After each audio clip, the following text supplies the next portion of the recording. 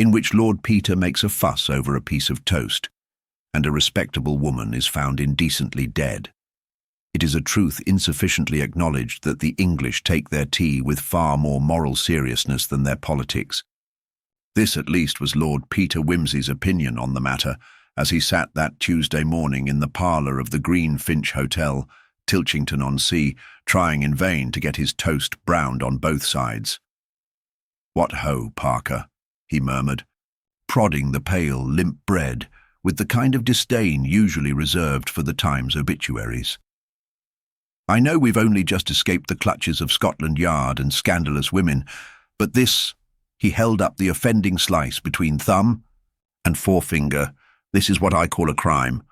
Detective Inspector Charles Parker, more long-suffering friend than formal colleague these days, glanced over the top of his eggs with the weariness of a man who had watched Wimsey complain about teapots in every county from Norfolk to Devonshire.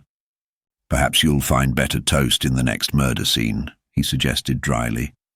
"Would that I could rely on it," said Wimsey. "It's a grim truth, Charles, that the worse the tragedy, the better the breakfast tray.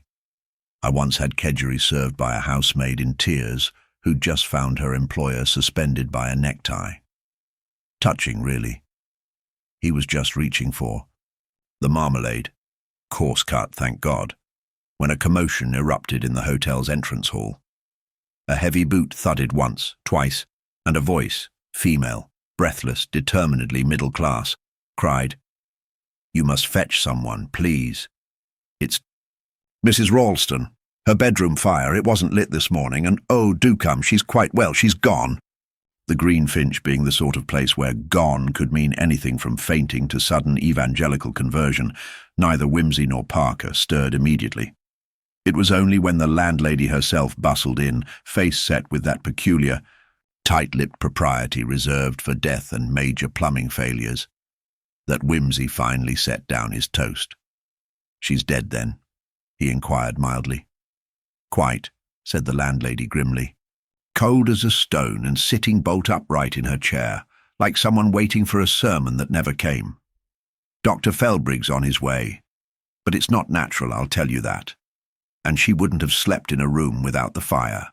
Lit, not with her neuralgia." "Curious," murmured Wimsey, rising with feline grace. "Dead of cold in June. One might almost call it poetic. Though if this turns out to be some ghastly business about draughty chimneys, I shall be most put out." The bedroom in question, room 3 at the top of the narrow stair, was a small, respectable cell furnished with alarming quantities of doilies. In the low-backed armchair by the window sat the late Mrs. Ralston, her grey hair neatly pinned, her spectacles still perched on the bridge of her nose, and her feet encased in thick woolen socks of such monstrous construction they might have withstood the siege of Mafeking. The grate beside her was indeed cold, its ashes unsullied by so much as a spark. "No fire laid," said the chambermaid, dabbing her eyes.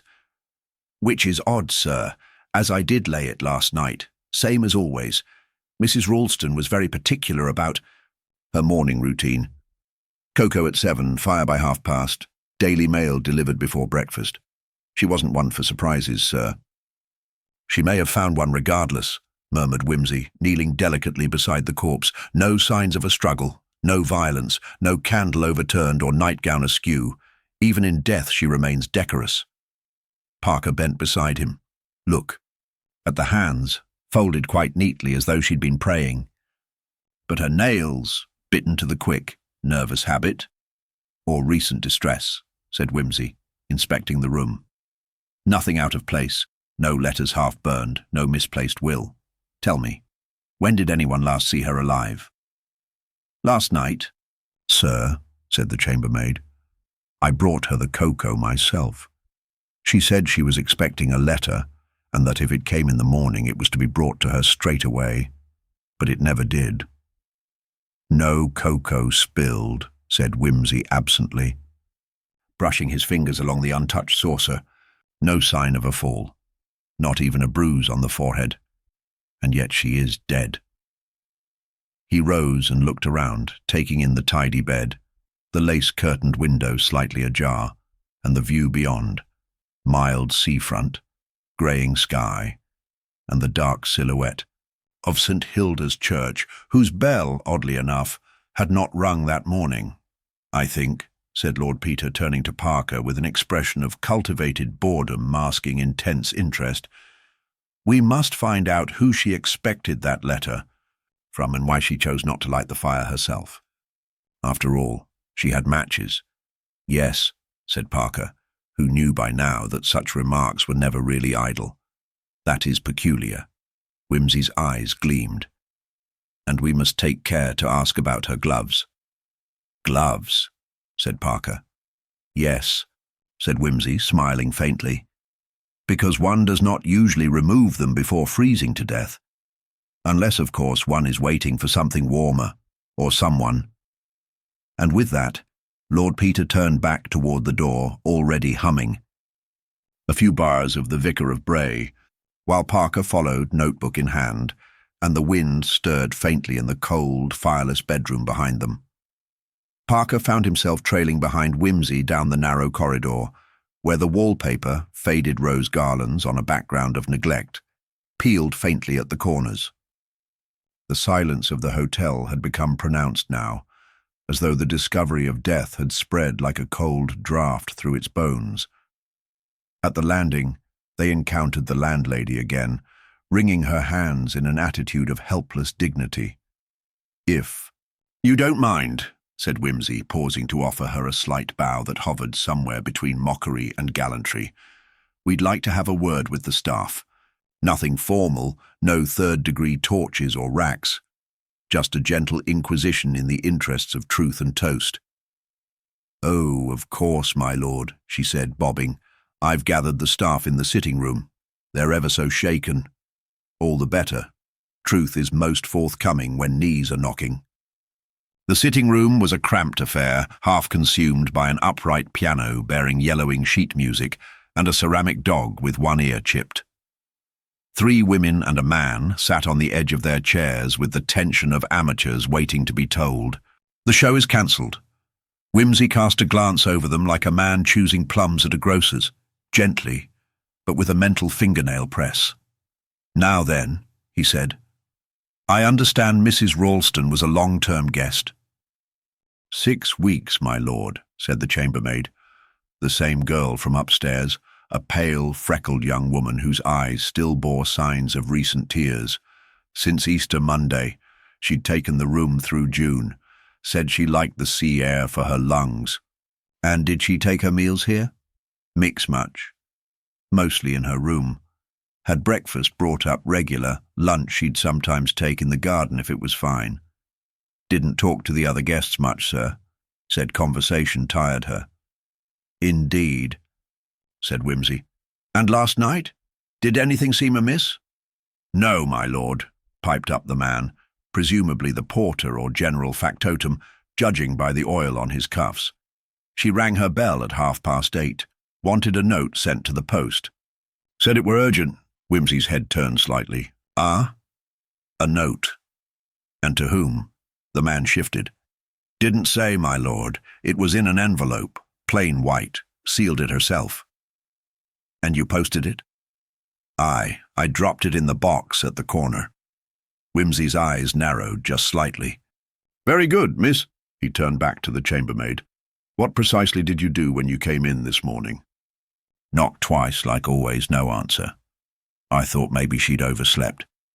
She wasn't one for doing so, but sometimes the sea air. Yes, yes. And then I unlocked the door. She gave me permission weeks ago to do so if she didn't. Answer by 8. And there she was, just sitting there." Whimsy was quiet for a beat. "Did you notice anything moved? Anything out of place?" She shook her head. "No, sir. Though the matches were gone from the little china holder on the mantel." "Gone?" "Yes, sir. She always kept them there. But this morning the holder was empty." "Curious." Whimsy looked at Parker. One might have thought the fire had failed her. But there was no sign it had ever been lit. Parker gave a small nod, scribbling in his book. Whimsy turned back. Had she any visitors? Letters? Anything to indicate affairs of a dramatic nature? Dropped handkerchiefs, poison pen notes, mysterious gentlemen? The landlady sniffed. Nothing of the sort. Mrs. Ralston was a proper lady, paid weekly in cash, very neat handwriting. Any local connections? No, my lord. She came from Surrey, she said. Was widowed. Her husband was a solicitor. Ralston and Finch, she mentioned, somewhere in Guildford. Did she keep to a routine? Oh, yes. Cocoa at 7, fire at past, paper and breakfast. Then a walk, weather permitting, always alone. Sometimes she'd write a letter before lunch, said she liked to get her thoughts in order before noon. A privilege I should dearly love to cultivate, said Wimsey, rubbing his chin. And, this letter last night, was she known to write late? Not often. She'd usually be in bed by 10, very particular about her habits. Indeed. Thank you, ladies, and sir. Wimsey gave them a nod. You've been most illuminating. Parker, a word? The two men stepped into the hallway. Wimsey lit a cigarette and exhaled as though trying to divine something from the smoke. It begins to take form, he murmured. Tell me, Charles, what do you make of a woman who sends an urgent letter after dinner, doesn't light her fire and dies quietly without calling for help? I'd say she expected something, or someone, and didn't want to be disturbed, said Parker. But why not light the fire? Perhaps she thought she wouldn't be long, or perhaps, Wimsey turned to look back at the staircase, someone came to light it for her. You think the letter was a trap? A lure? Not necessarily, but I should be exceedingly interested to know its contents. If it was collected, we'll have no hope of retrieving it, unless the recipient is obliging. Still, we might trace it by the postmarks, but more immediately, we must consult the doctor. They found Dr. Felbrigg, a round man with bristling eyebrows and the complexion of a disappointed beetroot, standing over the corpse in room 3, frowning. Nothing immediately apparent, he said, when Wimsey inquired. No sign of poison or injury. Heart appears normal, externally speaking, but she's quite cold, and rigors set in tight. I'd say she died sometime between midnight and 4, possibly earlier. And cause of death? Felbrigg shrugged. Until I examine more thoroughly, I'd hazard natural causes. But she was in good health, according to the landlady. Indeed. Wimsey circled the room once more, pausing at the window. Doctor, is it possible to die from shock without injury? I mean a sudden fright. The doctor frowned. In rare cases, if the heart's weak, a jolt might stop it. But nothing here suggests that. No signs of alarm, no broken items, no blood pressure tablets, no fainting fit, just stillness. Yes, said Wimsey softly. Stillness is what's peculiar. A sudden death has gestures, a spilled cup, a grasp at the throat. This is composed. He turned suddenly to the mantelpiece and lifted the small china match holder. It was as the girl said, empty. He turned it upside down. A single scrap fell out, ash perhaps, or the brittle stub of a match burned all the way to the tip. Ah, he said, so she did try to light it. He glanced at the grate again.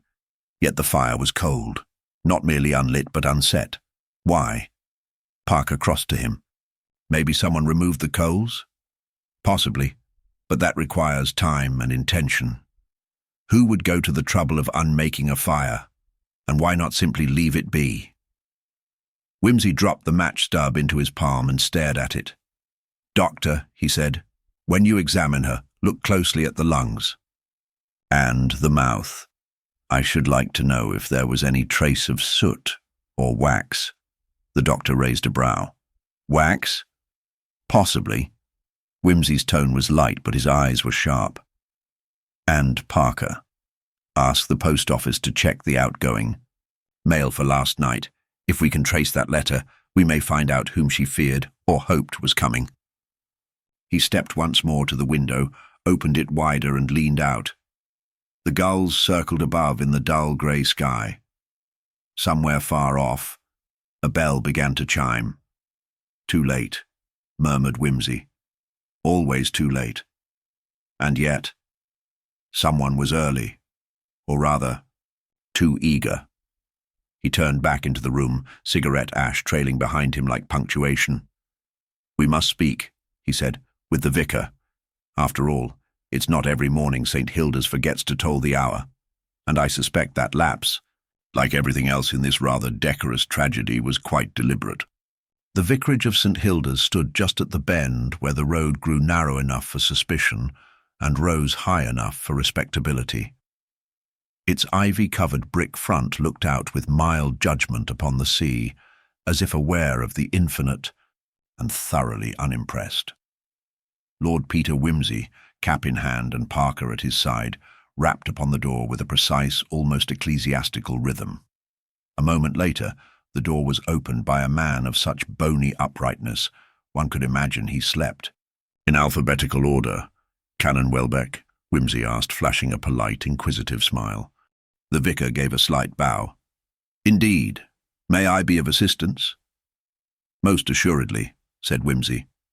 "We are inquiring into the unfortunate death of a guest at the Royal Victoria Hotel, Mrs. Ralston. I wondered if you might spare us a moment." The canon inclined his head with the calm courtesy of one who daily consorts with human frailty. "Ah, yes, very sad. Do come in." The study into which they were shown was lined with books whose bindings suggested they were read as a matter of duty rather than pleasure. A faint smell of camphor lingered, as if the truth were likely to catch cold. The vicar offered chairs, and after a murmured grace to his housekeeper for a promised tray of tea, sat with folded hands. "I did not know the lady well," he began, though she came to evensong on occasion. "A reserved sort. One sensed introspection." "Had she made confession?" asked Parker, practical as ever. The vicar's eyebrows rose slightly, like semaphore in a strong wind. "We are not Romish, Inspector, and in any case, she did not. Seek my counsel." "Did you speak with her at all?" asked Wimsey. "Only once or twice." "She asked about the bell ringers, curiously enough. Said the tolling reminded her of her childhood. She had a fondness for precision in such matters." Wimsey brightened. "Ah, precision. Music and time are the twin tyrants of English ritual. Tell me, Canon, was the bell out of order this morning?" The vicar's eyes flickered. "Why, no, my lord. It was not rung, because we had no one to ring it. No one. Tom Ashby, our usual bell ringer, was taken with a sudden chill. And his son, who sometimes fills in, has been away in Canterbury. I had thought to ring it myself, but I was in a conference call with the bishop's secretary, one of those tedious but necessary discussions about parish insurance. So, said Wimsey lightly, on the very morning that Mrs. Ralston is found dead, the familiar tolling of the bell is absent, due to an unexpectedly absent bell ringer. One wonders whether a habit, once broken, might conceal a crack. I beg your pardon? Wimsey smiled. Merely reflecting, Canon. Mrs. Ralston seems to have been quite tuned to the nuances of her environment. A person so orderly might well notice an omission. The Canon pursed his lips, looking faintly affronted by the idea that death might be sensitive to local schedule. She was, how shall I put it, attentive to form, he admitted. Took communion without fail on alternate Sundays, which she once explained as the most logical frequency for the moderately penitent. Wimsey chuckled. A woman after my own heart. Tell me, did she seem anxious of late? Troubled? No, not so far as I observed. Reserved, certainly. But then, the lonely often cultivate that manner as a sort of social firewall. Parker interjected. We're also looking into a letter she sent last night. Claimed it was urgent. You didn't happen to receive any communication from her? None. Wimsey stood. Thank you, Canon. I trust your bells will toll again tomorrow. God willing, and Tom Ashby's chill mysterious or the ordinary kind? The Canon blinked. Well, his wife said it came on suddenly, but she's the sort to fret over a sniffle. Would you like to speak to him? In due course, said Wimsey. Outside, the wind had grown stronger. It tugged at Whimsy's coat and flapped the corner of Parker's notebook. The two men stood by the vicarage gate for a moment, watching a seagull slice across the pewter sky. "Peculiar, don't you think?" Whimsy murmured. "The bell?" asked Parker. "More the absence of it, the exact silence at exactly the time when it might have mattered most. That, and the matter of a precise woman sending a late letter, failing to light a fire, and dying without disorder." Parker frowned. "It's a stretch to say the missing bell caused her death." "Agreed," said Whimsy, "but perhaps the absence was convenient." Parker gave a short nod. "Tom Ashby next?" "Let's." The Ashbys lived in a low stone cottage at the edge of the village, a mere sneeze away from the cliff path. Tom himself was in a chair by the hearth, feet wrapped in blankets, a mug of something bracing on the side table. His wife, round and red-cheeked, hovered with the defensiveness of one who suspects the law comes to blame rather than to cure. Whimsy approached like a benevolent uncle. "Good morning. Sorry to disturb you, Mr. Ashby. We heard you'd taken ill." Ashby coughed, a performance that bore theatrical overtones. "Felt chilled yesterday. Bones like lead this morning. Can't be doing with damp in June." "Quite so. Nasty month, June. Deceptively poetic. Now I gather you usually—" "Ring the bell? 20-year man and boy. I've not missed a day since me appendix in 28. And last night?" "You were well?" Ashby hesitated. "Bit queasy. That haddock from Miller's. Never trust fish that winks at you." Whimsy smiled. "You didn't go out then? To the church, say?" "Wouldn't have had the strength." "Your son, was he away all night?" "Down in Canterbury, visiting his fiancée, and nobody else would have had access to the tower. No one but me and the canon keeps a key." Whimsy's tone became very light. "Odd coincidence, though, isn't it?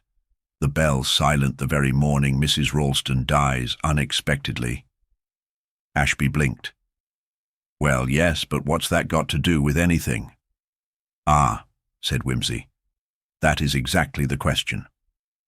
They left soon after, Ashby muttering about church draughts and pipe smoke. Outside, Whimsy took a deep breath. "She was timing something, Charles." Parker looked puzzled.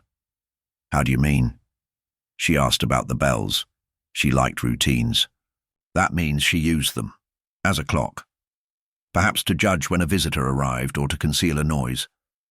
Parker's brows drew together. "You think the silence threw her off?" "I think the silence permitted something that sound would have made inconvenient.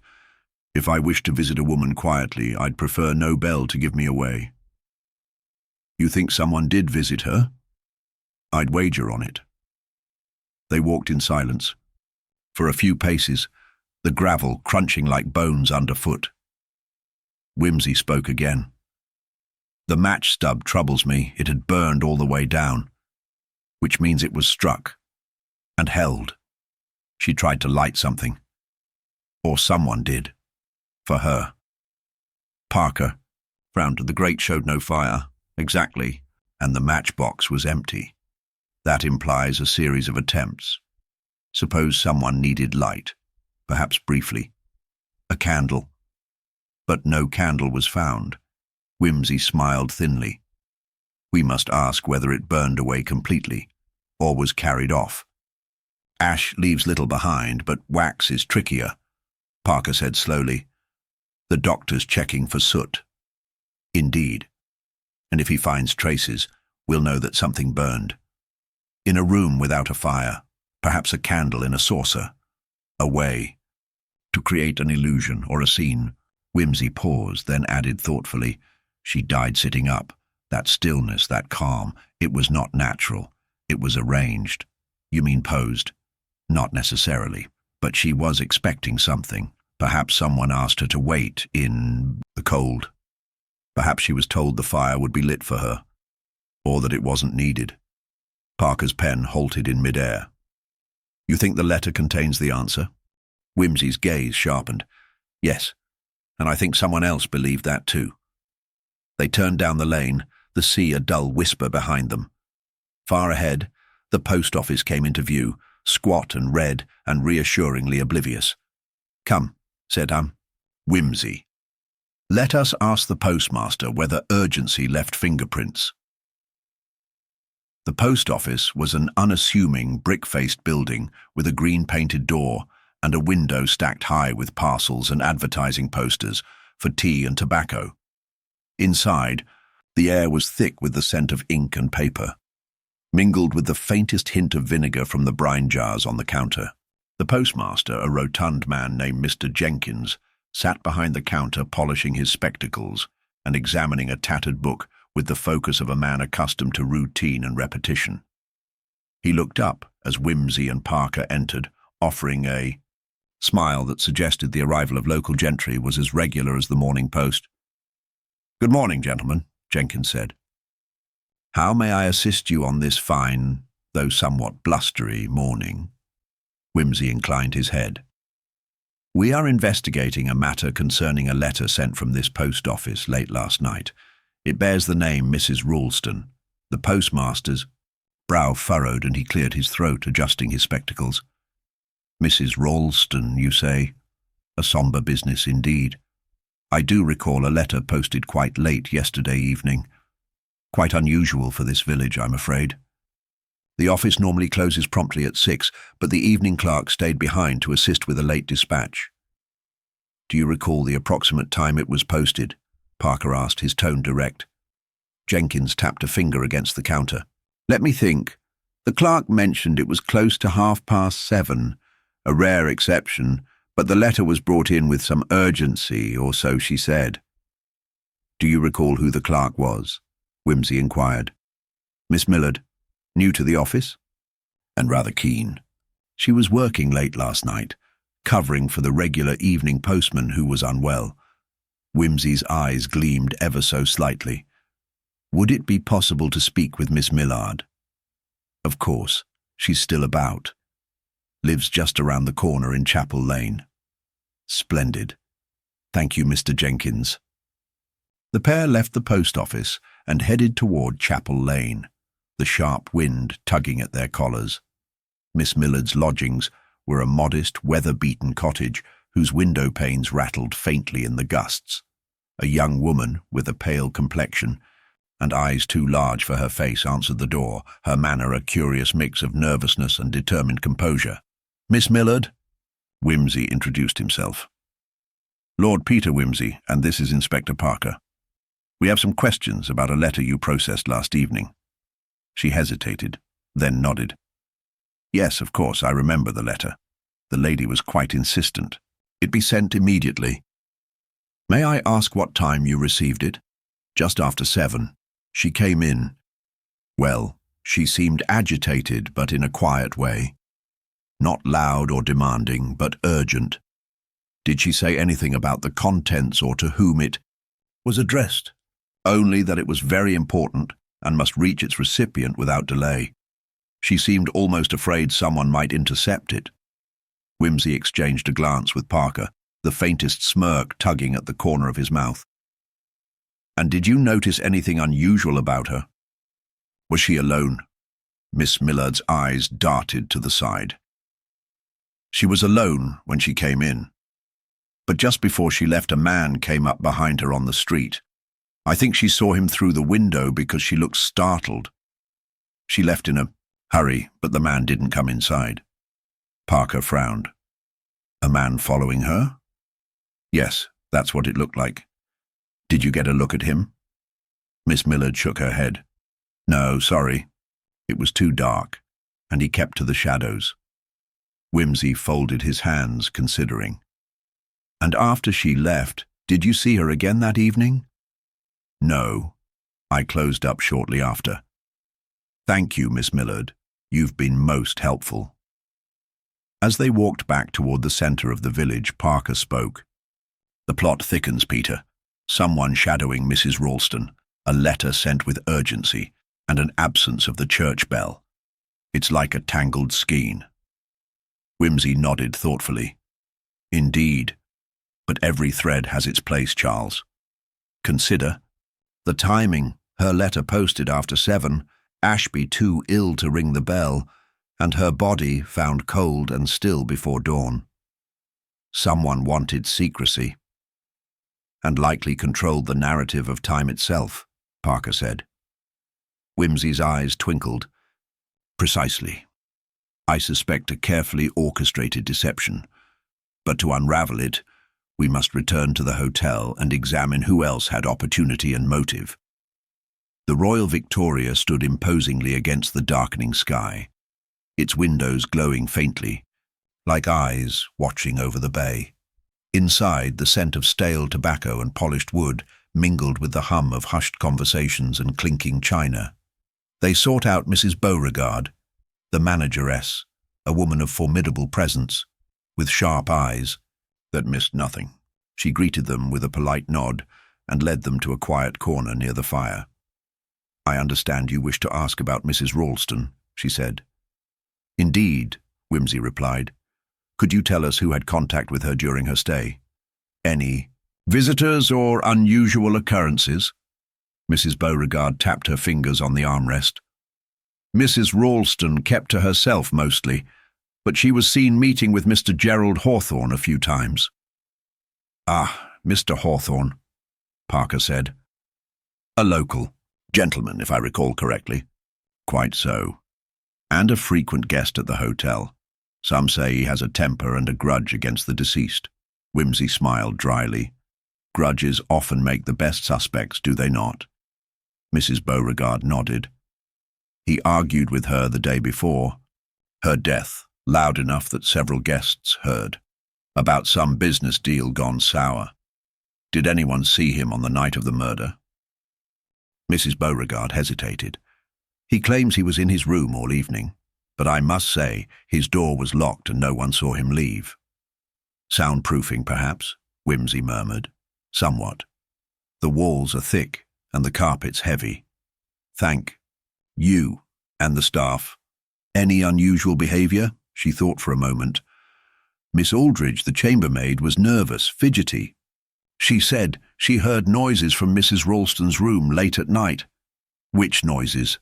"Whispers, and once a sudden sharp intake of breath. She thought Mrs. Ralston was unwell." Parker scribbled in his notebook. "Did Miss Aldridge investigate?" "She knocked once, but no answer. The door was locked." Wimsey stroked his chin. "A locked door, whispers, a silenced bell, and a letter sent in secret. The pieces are assembling." "And Mr. Hawthorne's alibi is thin," Parker added. "Indeed. Let us pay him a visit."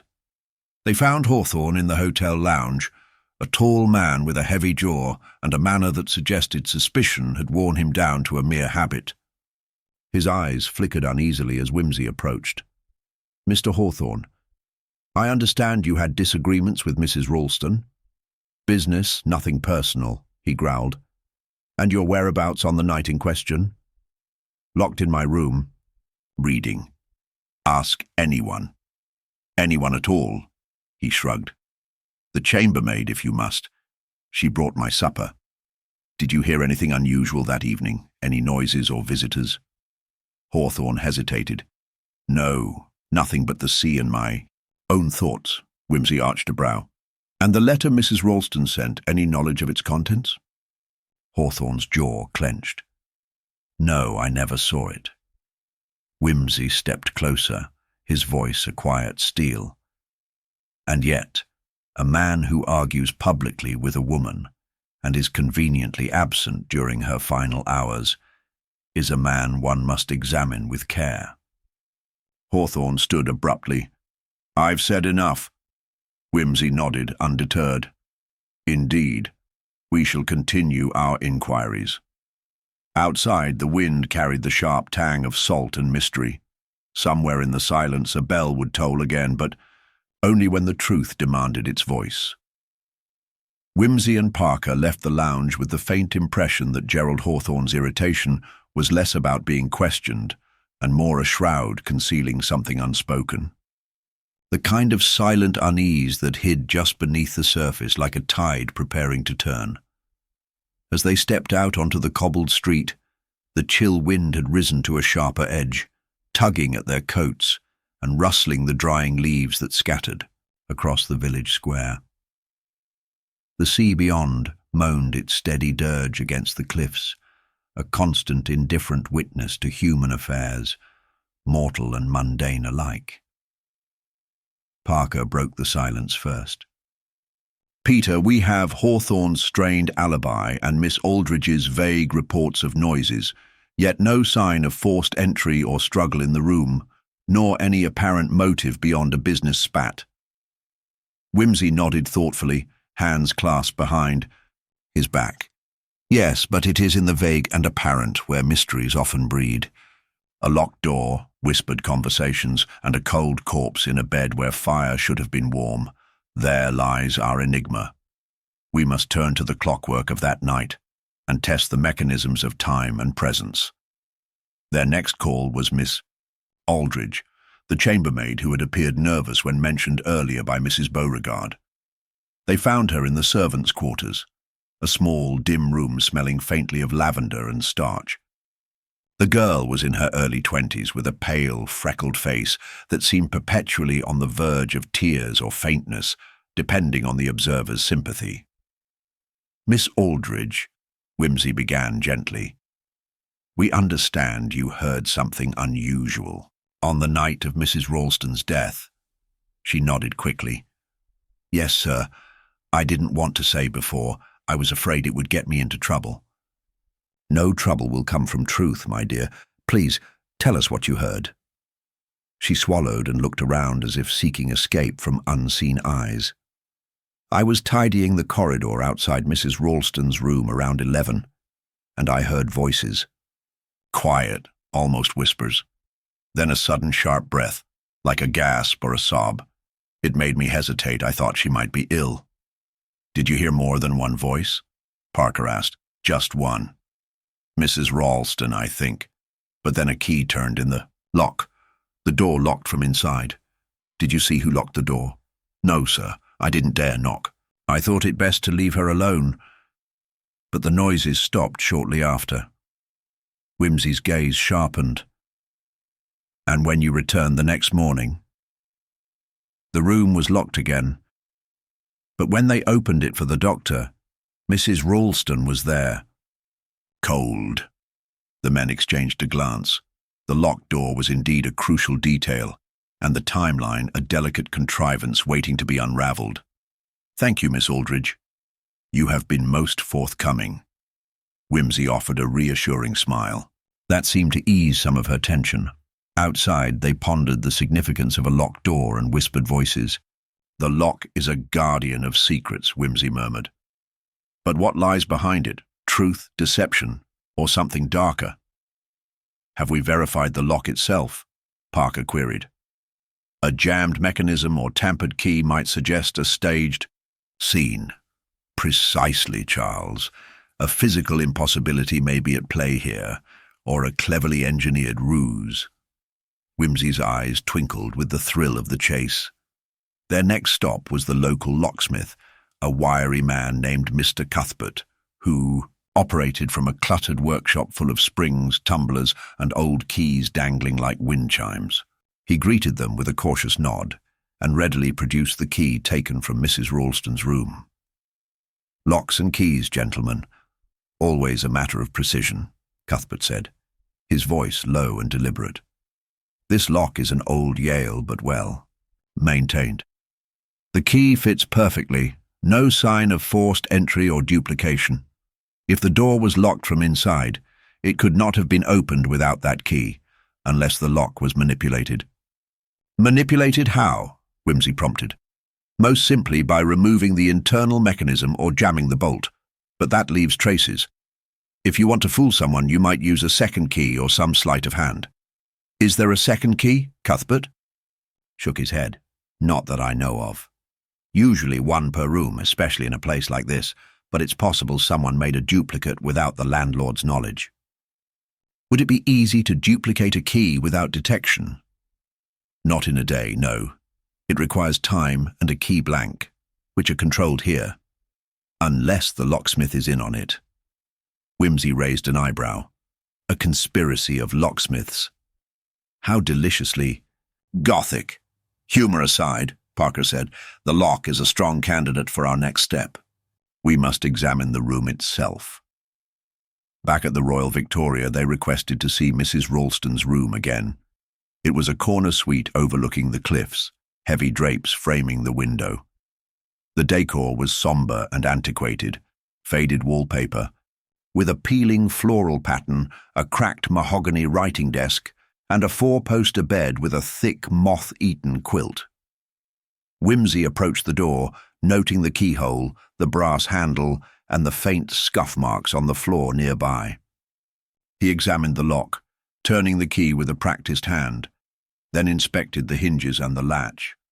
Curious, he mused. The door lock leaves no sign of forced entry, yet the room was sealed. This suggests a lock trick or a cleverly planted key on the inside. He tapped the floorboards near the bed and listened. The carpet is thick, but not thick enough to muffle every sound completely. If voices were heard outside, there must have been some movement within. Parker examined the window. Could anyone have entered or exited this way? The window is old, single-pane glass, but the latch is sturdy and the sill high from the outside. A risky escape or entrance, especially in the dark. Whimsy turned back to the room.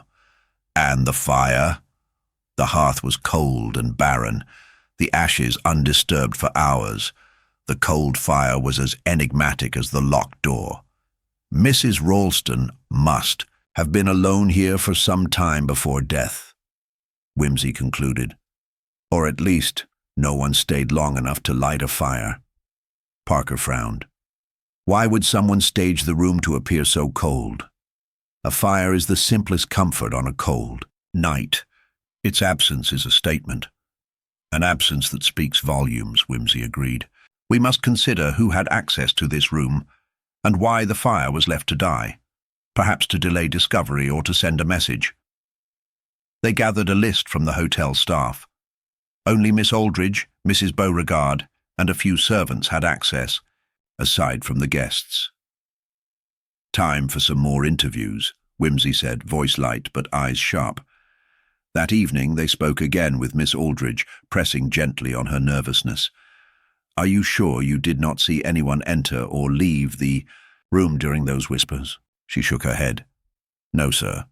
I was down the hall, and only heard voices. Then silence.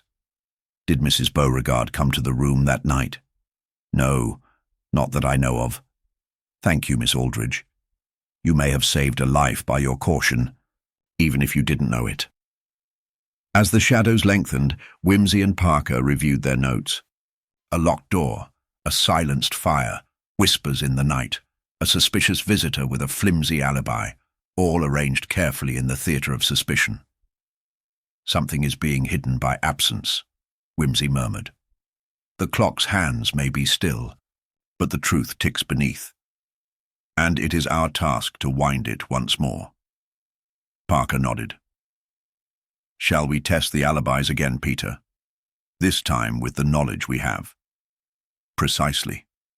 We need to see if the timelines match the sounds heard, the people seen, and the locked door's impossibility.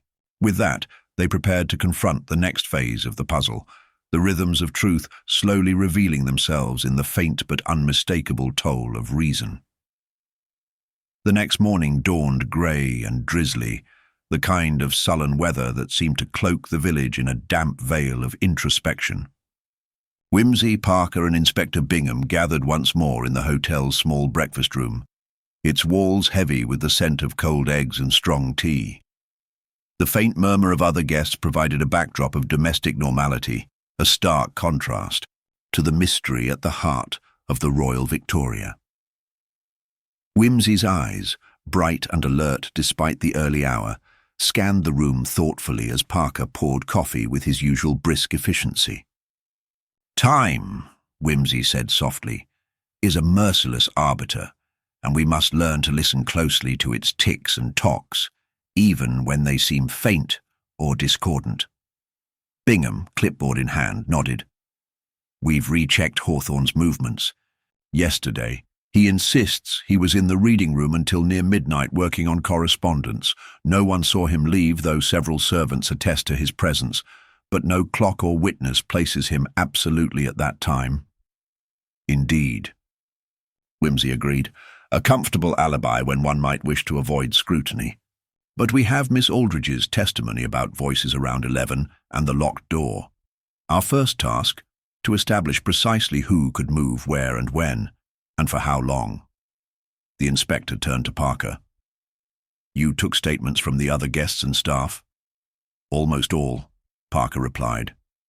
No one noticed anything out of the ordinary except for the housekeeper, Mrs. Beauregard, who mentioned a brief visit to the pantry late that evening. But no one can place her near Mrs. Ralston's room. Wimsey leaned forward, fingers steepled. A late-night pantry visit might seem irrelevant, yet often it is the irrelevant that proves decisive. Mrs. Beauregard, you say, is a woman of fastidious habits? Quite, Parker said. A stickler for order, well respected among the staff, but has a reputation for a sharp tongue. Interesting, Wimsey murmured. Now, to the clocks. The clock on the wall ticked steadily, its pendulum swinging.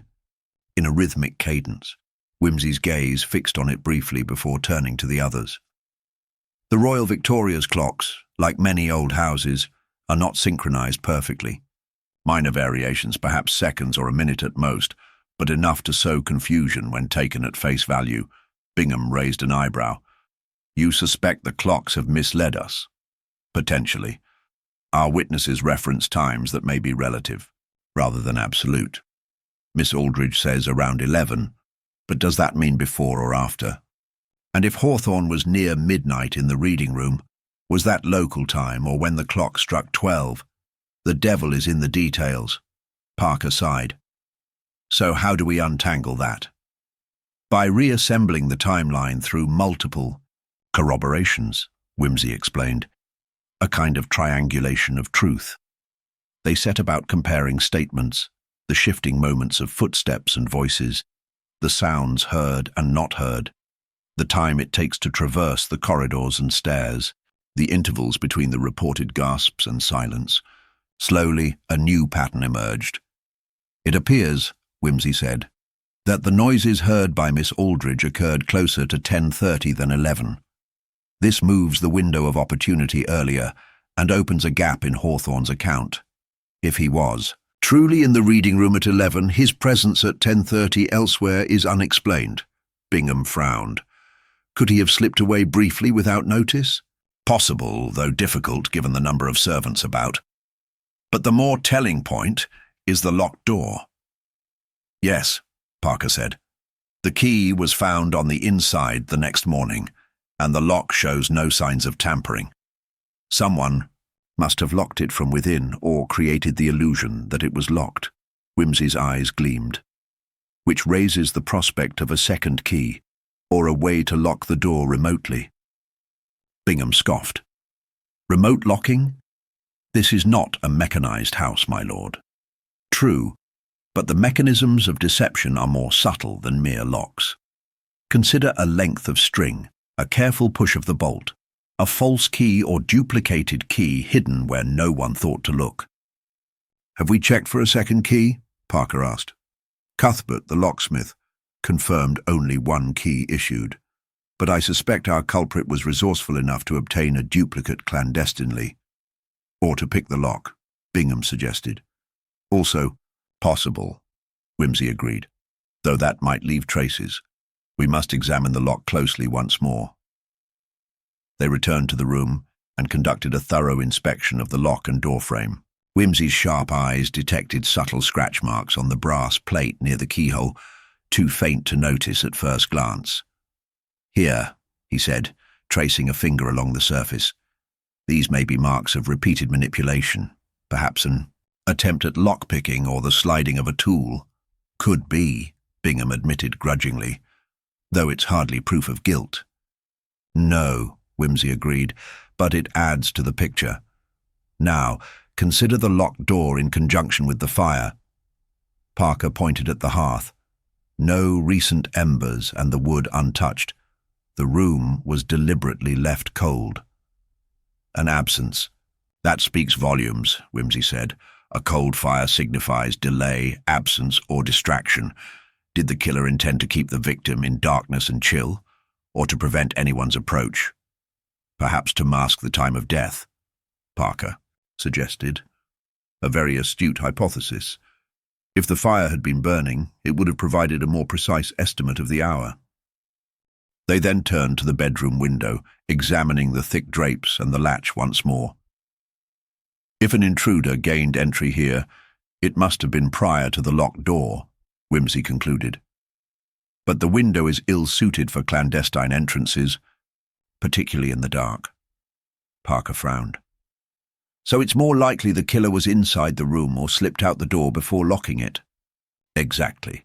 And that brings us back to the persons with access. They reconvened with Mrs. Beauregard in the lounge. Her posture was erect, but her eyes held a flicker of unease. Mrs. Beauregard, Wimsey began, you mentioned a late visit to the pantry on the night in question. Can you recall the time more precisely? She hesitated. Near 10 o'clock, I believe. I was gathering supplies for breakfast and found the pantry door ajar. Unusual? Wimsey inquired. Very. The pantry is usually locked by then. But I found the key in the lock.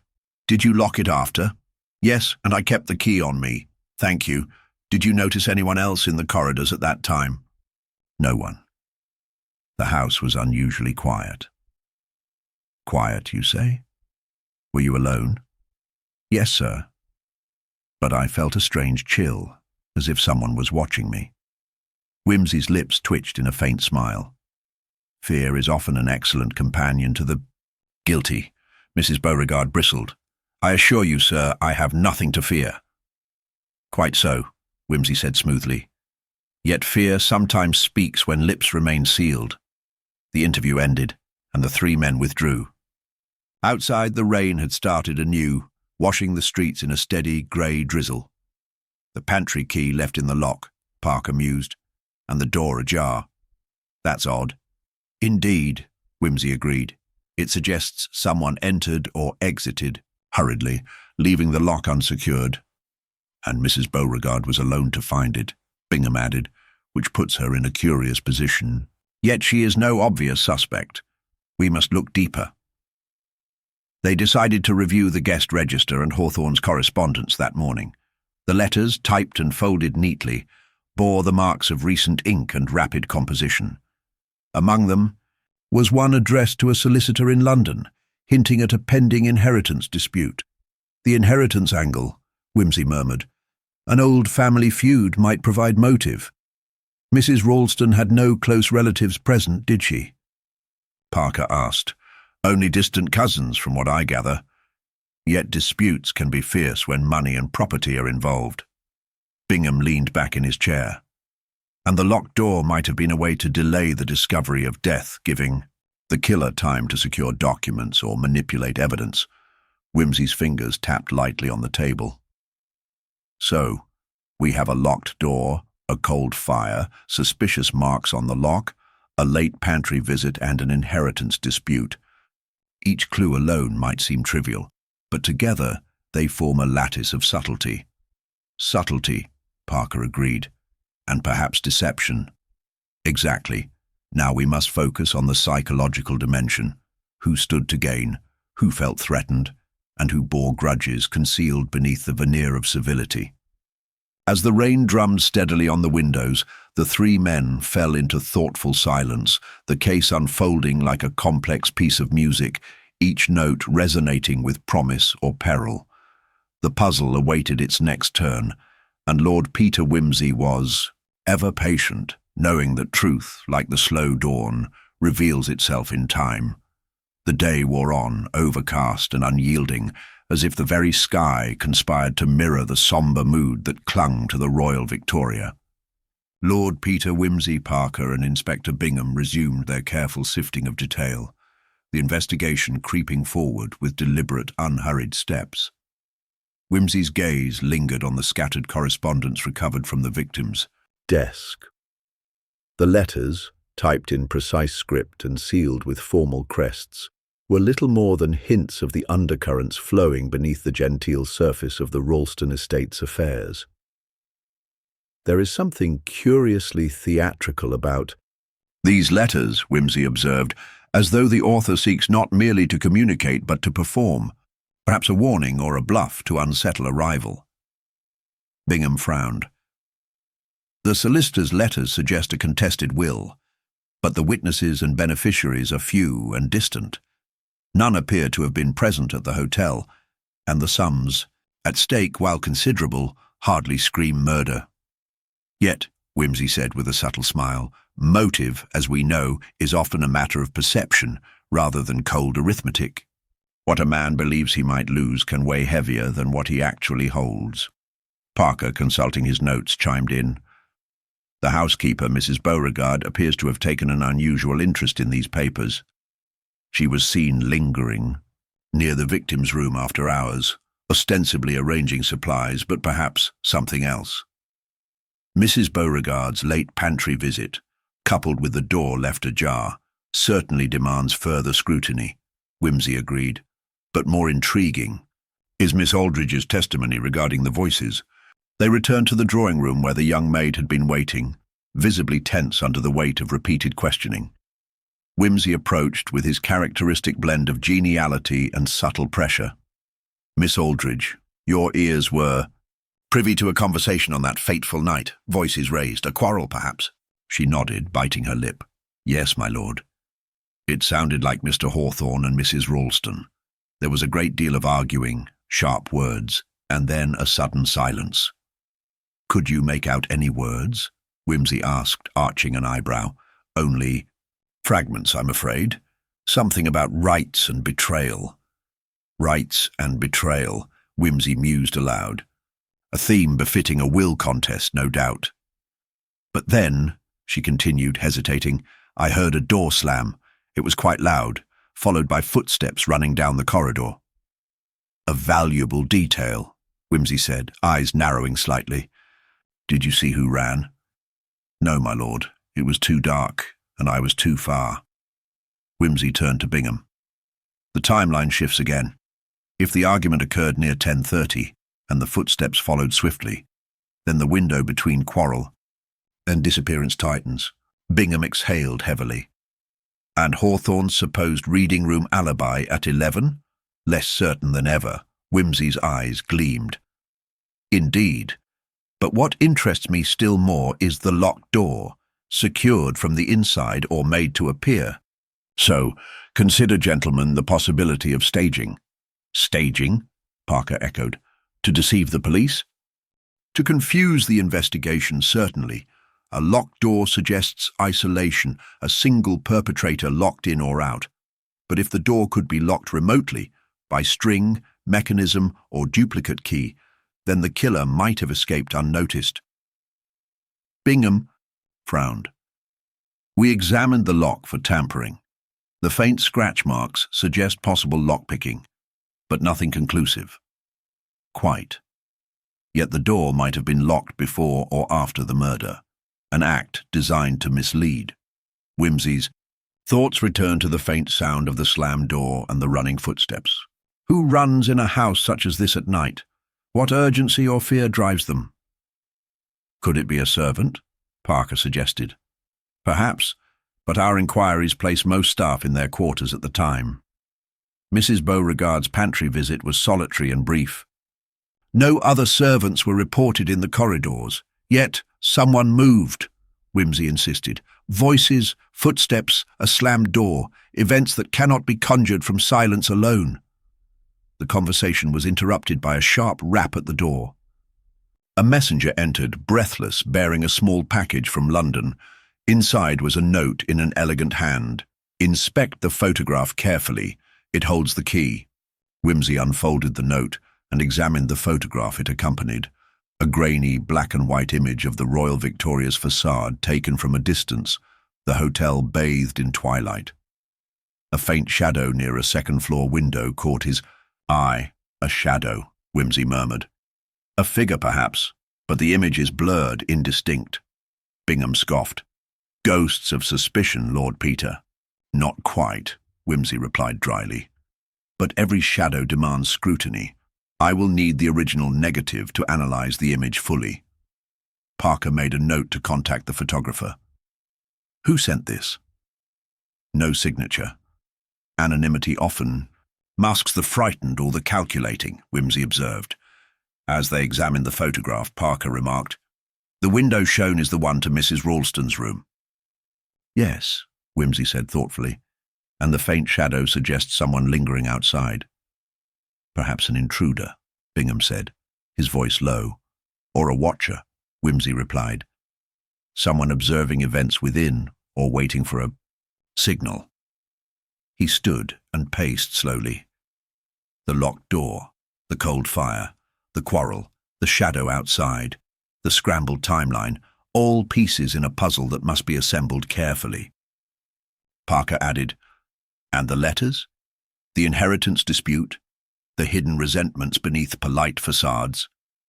Precisely, Wimsey said. Yet I am more intrigued by the psychological threads, the jealousies, the fears, the need to control, the narrative. Our culprit is no mere criminal, but a master of subtlety. The day waned, shadows lengthened, and the atmosphere grew heavy with anticipation. Wimsey's thoughts circled the case like a hawk, sharp and unrelenting. As evening fell, they revisited the scene of the crime, the cold, silent bedroom now cordoned off.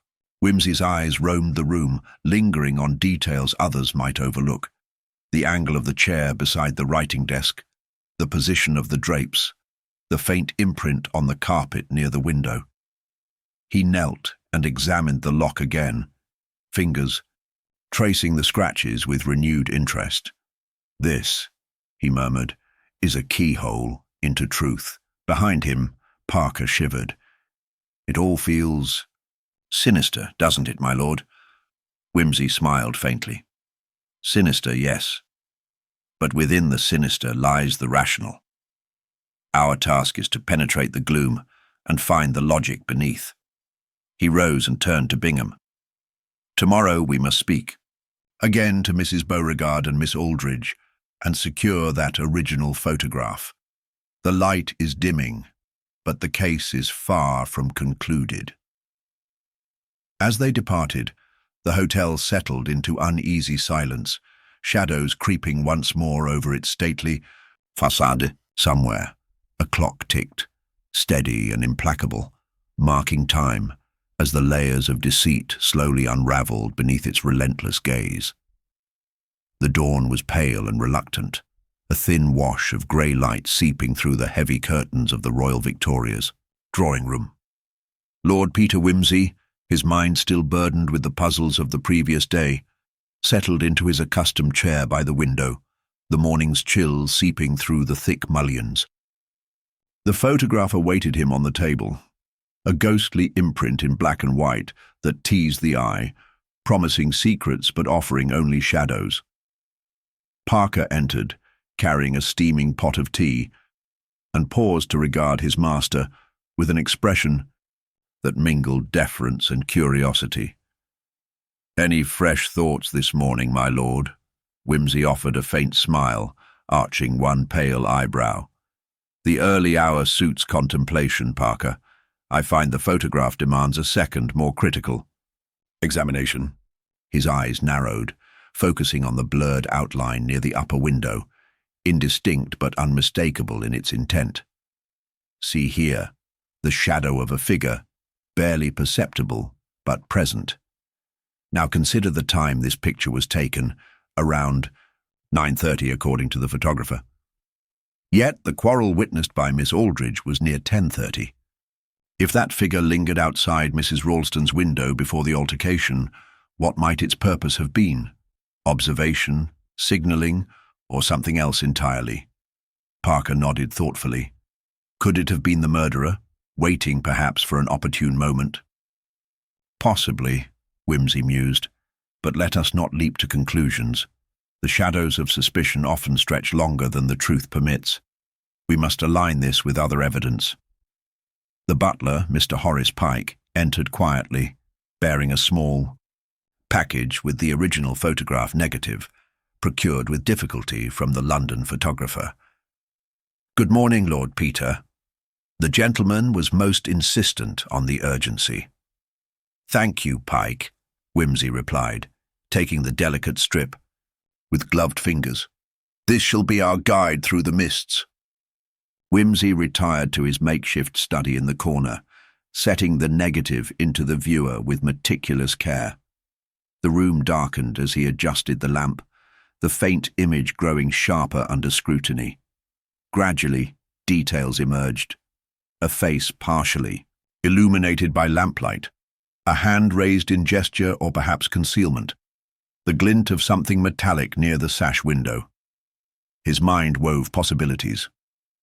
A hand signaling from within or without, a prearranged sign to an accomplice, or a last-minute attempt to summon aid? Inspector Bingham arrived promptly, bringing with him the latest reports from the staff interviews and police inquiries. His expression was grave but tinged with cautious optimism. "Lord Peter, we have followed up with Mrs. Beauregard. She maintains her innocence, yet her nervousness is conspicuous. Moreover, the housekeeping ledger confirms she was alone in the pantry from 10 until nearly 10:30. Alone, or so she claims," Wimsey remarked dryly. "Yet she was seen to linger near the victim's door. A curious coincidence, no?" Bingham nodded. "We also revisited the maid, Miss Aldridge. She was certain the voices she overheard came from the eastern corridor near the library, yet the victim's room is on the west wing. There is a certain dissonance here." Wimsey's lips twitched in a faint smile. Indeed, sound carries peculiarly in this venerable edifice, and corridors bend unexpectedly. It would be prudent to test the acoustics, perhaps even the effect of the open window. "Already done," Parker interjected. "The soundproofing is surprisingly effective in some places, but in others, especially near the library, a voice might carry down 3 doors and a half-turn in the corridor." "Aha," Wimsey said, "which means that what Miss Aldridge heard might not have been the quarrel she assumed, a case of auditory misdirection, subtle but vital." Bingham looked unsettled. If the voices came from elsewhere, then who was quarrelling near the victim's door? Or was it a staged argument? "Precisely the line of inquiry we must pursue," Wimsey said. "I suggest we inspect the window again, particularly its locking mechanism. The photograph's hint of metallic gleam demands attention." Later, that morning, with Pike's assistance, Wimsey examined the window latch and sash closely. The mechanism, though old-fashioned, bore signs of recent use. Yet the faint scratches on the wooden frame suggested a second key, or an improvised tool had been employed. Someone prepared to admit themselves, or to fake an exit, Wimsey noted. But why lock the window? To confuse the timeline further, or to ensure privacy? His mind returned to the strange coldness of the fire in the bedroom, the inexplicable absence of the usual warmth and flicker one would expect after a violent confrontation. "The cold fire remains an enigma," Wimsey muttered. No sign of a recent flame, yet the victim's slippers were scattered nearby, as though hastily removed before bed. If the fire was cold, then the victim could not have been in the room for long. Parker observed, perhaps the room was staged to give the impression of normalcy, while the real struggle occurred elsewhere. "A reasonable hypothesis," Wimsey agreed. "But where else? And who had access?" Their investigation led them back to the staff quarters, where whispers and furtive glances suggested more beneath the surface. Mrs. Beauregard's composure, once carefully maintained, now faltered under subtle questioning. "Mrs. Beauregard," Wimsey said gently, "you have been most helpful, but might there be something you have withheld? Fear is a powerful silencer, but not impenetrable." The housekeeper's eyes flickered with a mixture of relief and dread. I only wish to protect the family's reputation, my lord. There are matters best left unspoken." "Reputations. Like houses require maintenance, Whimsy replied. But the truth is the foundation upon which justice must rest.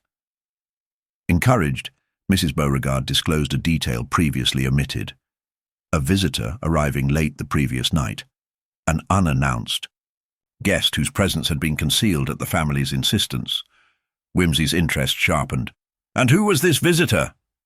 "A Mr. Thomas Elmsworth," she said hesitantly, "a distant cousin of Mrs. Ralston. He requested privacy and was shown to the East Wing, the old sitting room." The East Wing, the same area near the library where voices had carried oddly. "Thanked he." "You, Mrs. Beauregard," Whimsy said warmly. "Your candour is appreciated." The revelation of Mr. Elmsworth's presence altered the investigation's course. Bingham arranged for a search of the East Wing sitting room, where they found recent signs of occupancy: a worn chair, scattered letters, and a distinctive scent of tobacco, consistent with the cigar ash found near the victim's desk. The discovery raised new questions.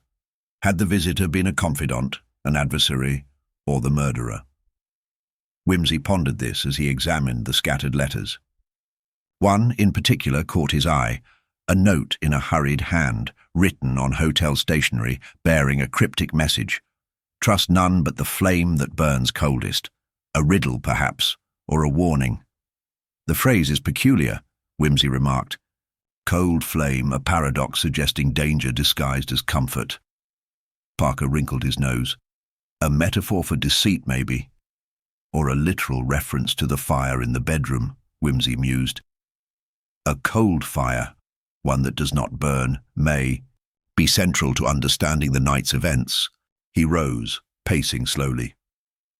"We have shadows on windows, whispers of visitors, and mysterious phrases. The stage is set for the unmasking of our culprit, but the script remains incomplete."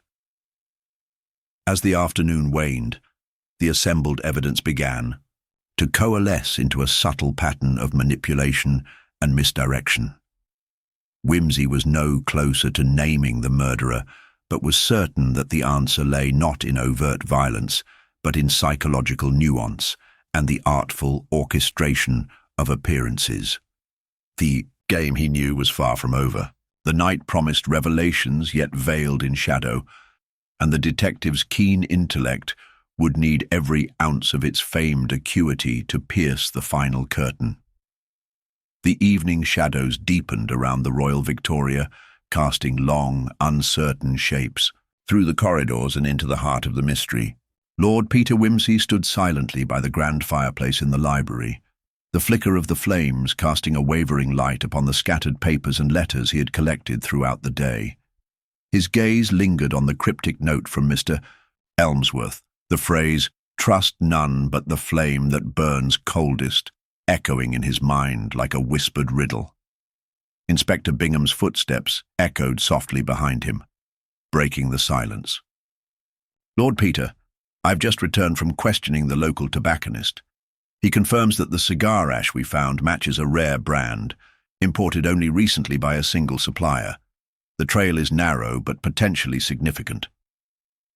Whimsy turned, a faint smile crossing his features. "Excellent, Bingham. The specificity of such a detail narrows the field considerably.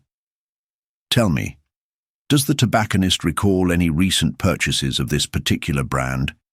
Perhaps by someone connected to the household or visiting recently?"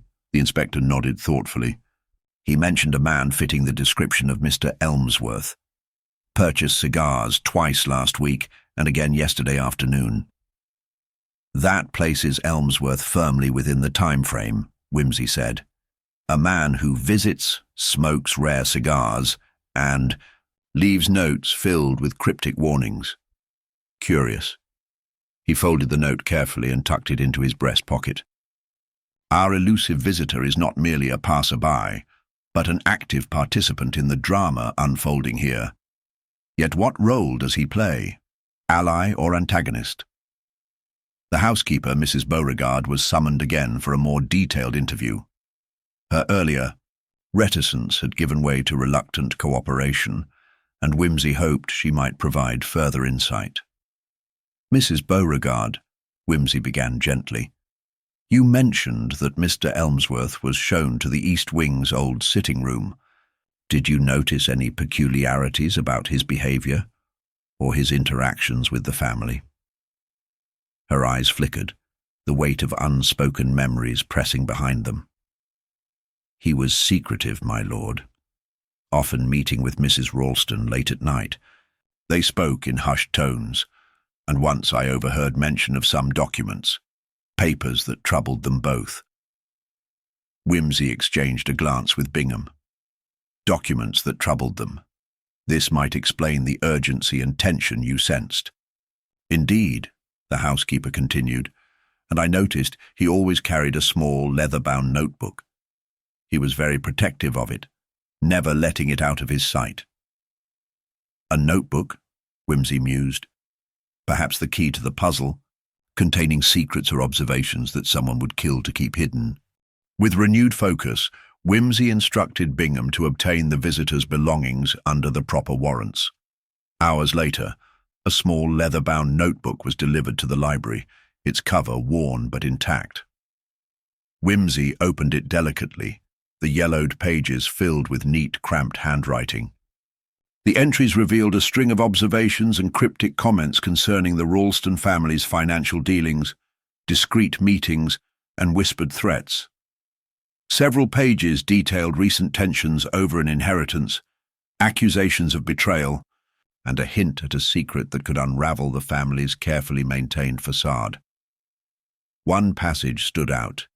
The past clings like shadow, and in the cold flame of truth, all must be revealed or consumed.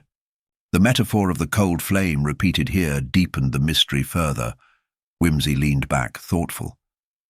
Elmsworth was not merely a visitor, but a man seeking to expose or perhaps protect a secret, one that might have led to murder. Bingham looked grim. But who in the household would benefit from silencing him, or from silencing Mrs. Ralston? The question hung in the air, heavy and unresolved. Whimsy considered the staff once more. The nervous maid, Miss Aldridge, had spoken, of voices that might have been misheard.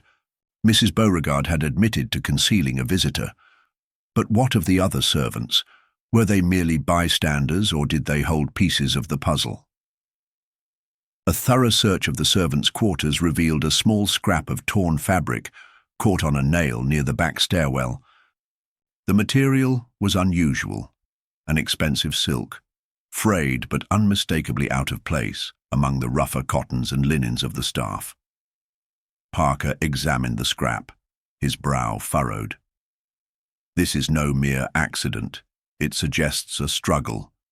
Someone wearing fine clothing came into contact with a rough surface in haste. Whimsy nodded slowly. A fragment of the perpetrator's clothing, perhaps torn during a confrontation or flight.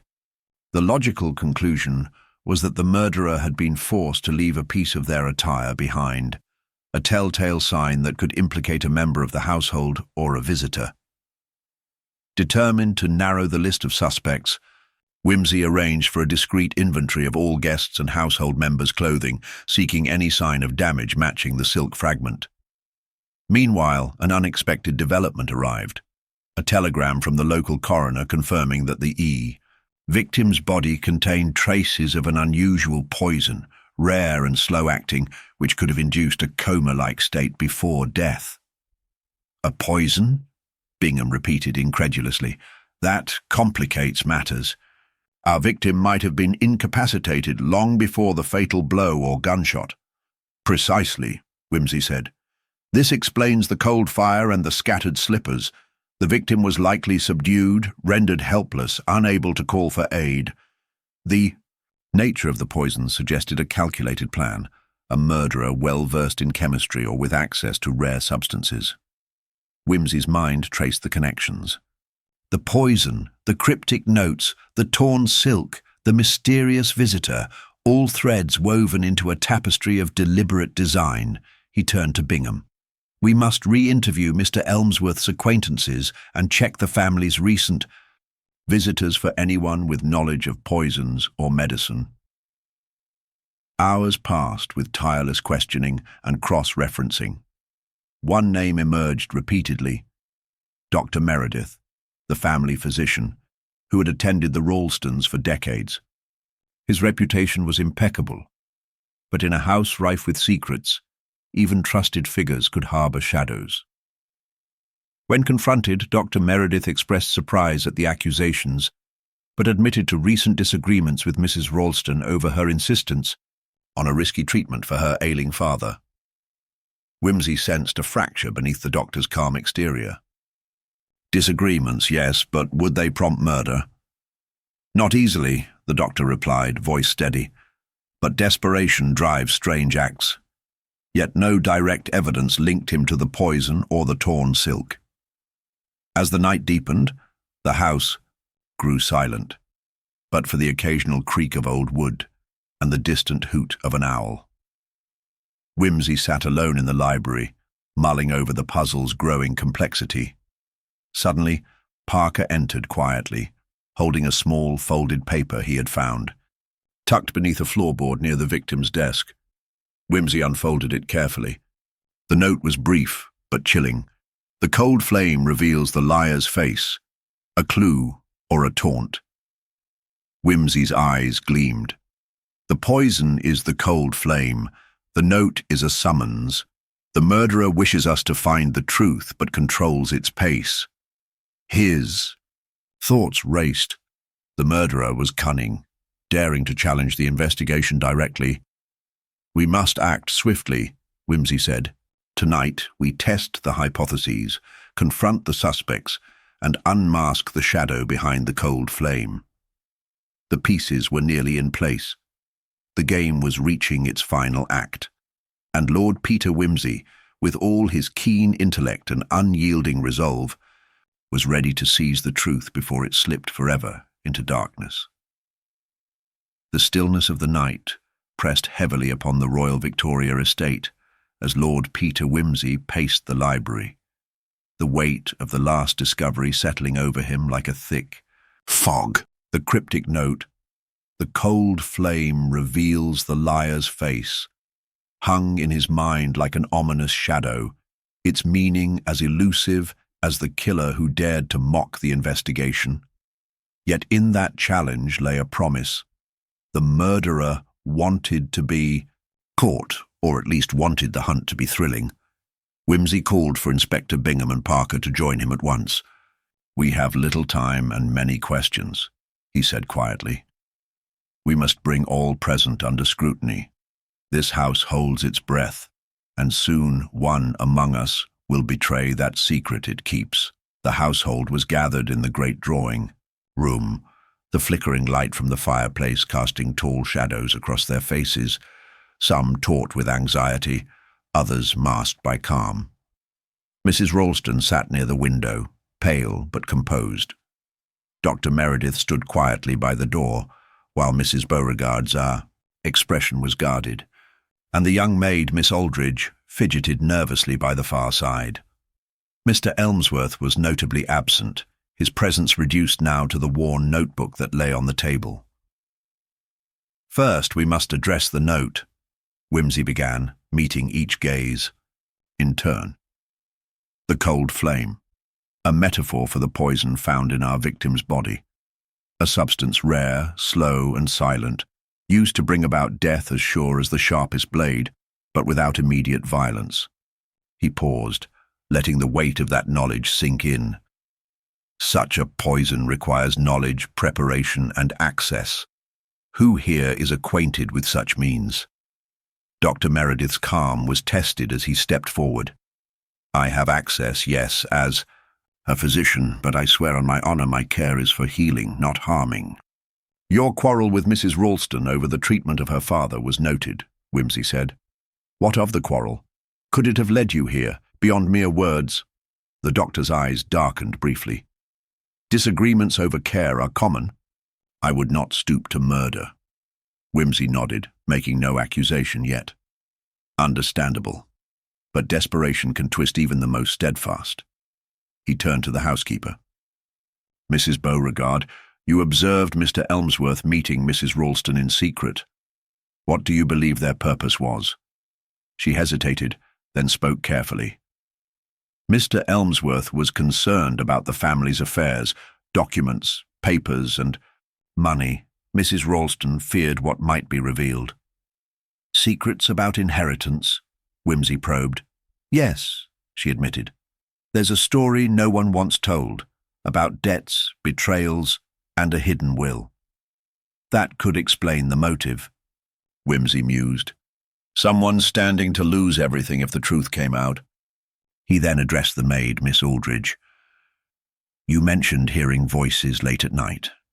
Did you recognize who spoke? She swallowed hard. It was Mrs. Ralston and a man I did not see clearly, but the tone was urgent, fearful. Fear can be the precursor to violence, Whimsy said quietly. The inspector interjected. We also found a scrap of silk torn near the back stairwell. Something expensive, torn in haste or struggle. Has anyone noticed damage to their clothing?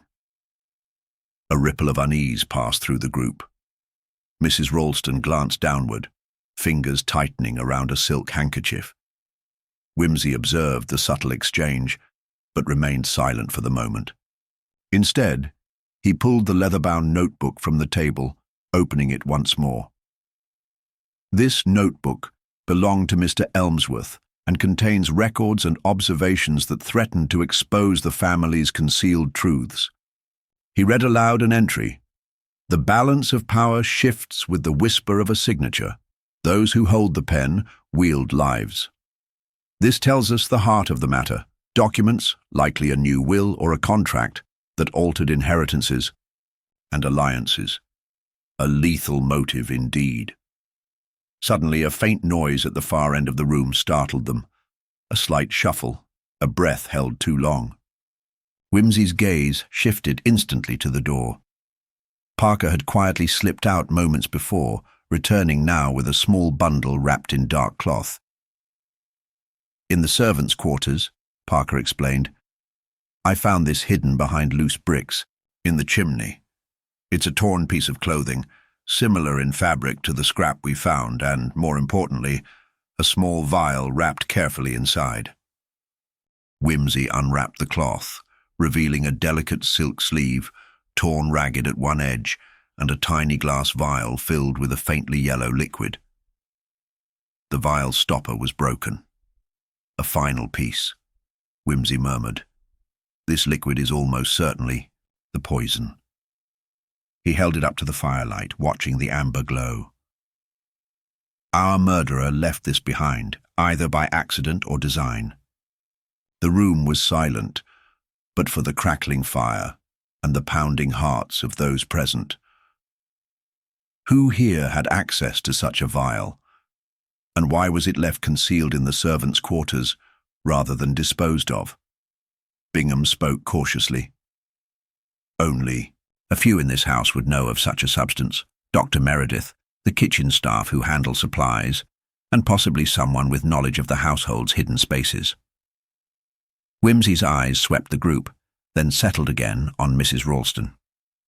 Madam, you seem troubled. Care to explain? Her composure cracked for a moment. I do not know who could do this. The secrets, the notes.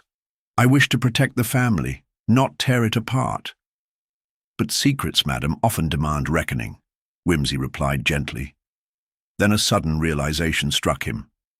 The torn silk, too. Fine for a maid or cook. Likely the clothing of a family member or visitor. He addressed the group again. If the poison was administered slowly, the victim was vulnerable for days before death.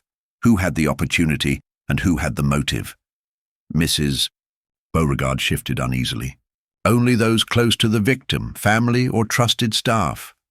And yet, Whimsy said, the notebook speaks of betrayal, the torn silk of a struggle, the poison, the notes, the torn fabric. They form a pattern. The killer acted in haste or panic, leaving clues behind. He paused, considering the cold flame that had haunted the investigation. The cold flame is not only the poison, but the burning truth, the final reckoning that consumes the liar. Bingham stepped forward, voice steady. I believe the murderer is among us, and tonight we must confront them. Whimsy nodded. Agreed. But first, we must observe who behaves with fear, with too much calm, or with the telltale signs of guilt. He turned to Parker.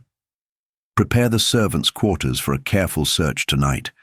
There may be more hidden evidence waiting to reveal itself. The fire sputtered low, shadows deepening as the house seemed to hold its breath.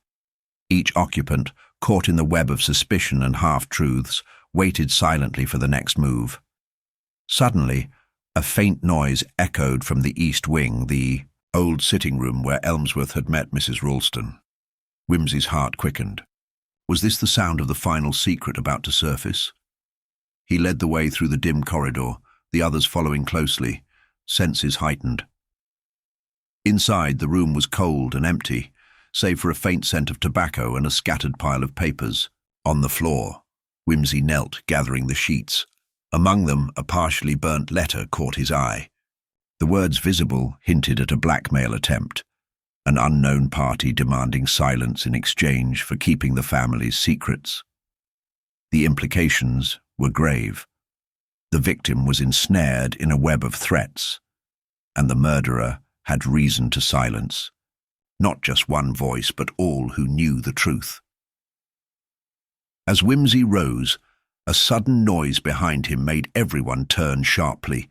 A door closing slowly down the hall, footsteps retreating into darkness. The game is almost at its end, Whimsy said softly, and the liar's face will soon be revealed by the cold flame. The tension in the room was palpable as Lord Peter Whimsy carefully gathered the scattered papers, his keen eyes scanning the burnt letters' remnants. Each fragment whispered secrets of threats and desperation, painting a vivid picture of a victim ensnared in blackmail and betrayal. The web of deception was denser than ever, yet the threads were beginning to pull taut, guiding him toward the truth. He motioned for the others to stay close as he examined the soot-stained floor beneath the fireplace, where the letter had clearly been burned hastily. Our victim tried to destroy evidence, yet the flames did not consume all.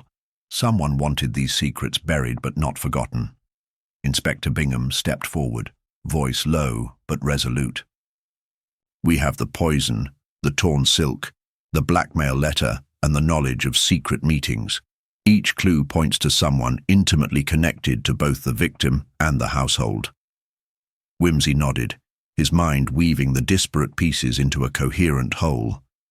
Indeed. And it is precisely this closeness, the familiarity, that allowed the murderer to act unnoticed. He turned his gaze to Mrs. Ralston, whose pale face betrayed the strain of the evening. Madam, you have been a constant presence in this ordeal.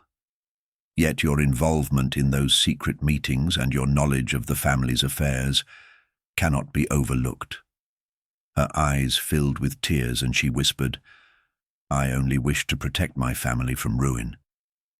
The truth, I feared it, would destroy us all. Fear can drive a person to desperate acts, Whimsy replied gently, but only one among us took the final fatal step. He then addressed Dr. Meredith, who stood silently, tension evident in his stance.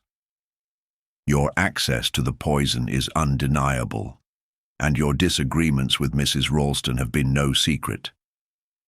Doctor's face hardened momentarily before he spoke. I did what I must to preserve my reputation and the family's honor, but I am not a murderer.